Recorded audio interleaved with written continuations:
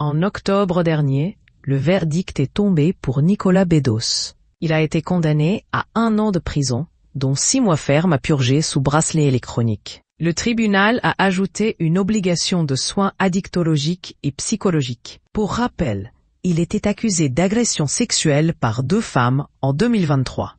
Dans un entretien pour Le Point, Nicolas Bedos a révélé un extrait de son livre « La soif de honte », qui va paraître le 7 mai 2025. Il y raconte la descente aux enfers à la suite de sa condamnation pour agression sexuelle.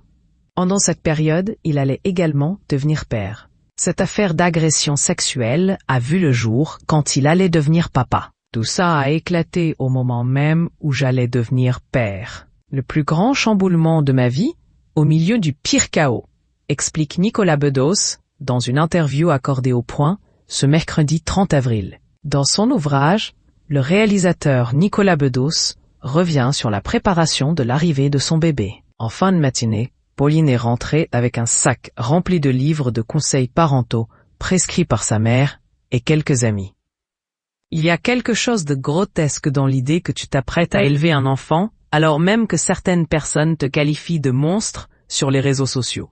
Le fils de Guy Bedos a eu du mal à gérer l'arrivée de son bébé dans ce chaos. Tu n'as plus le droit de travailler, mais la loi, pour l'instant, t'autorise à procréer. Ton fiasco t'a fait passer l'envie de transmettre quoi que ce soit à qui que ce soit. Depuis plusieurs semaines, tu dissèques mentalement l'éducation que t'ont donnée tes parents, tentant d'en évaluer la part de responsabilité dans l'irresponsabilité dont tu as fait preuve, confie-t-il dans son livre. L'objectif de cet ouvrage est également pour sa fille, Joséphine, née en décembre 2023. Ce livre est aussi une tentative, peut-être vaine, de lui laisser autre chose que des hashtags, des articles et des rumeurs. Le paradoxe, c'est que je l'ai écrit en partie pour elle, mais qu'il raconte aussi qu'à ce moment-là, je ne souhaitais plus qu'elle vienne au monde, raconte-t-il dans le magazine. Je n'étais plus en état d'accueillir ce bébé, qu'aujourd'hui, j'aime de tout mon cœur.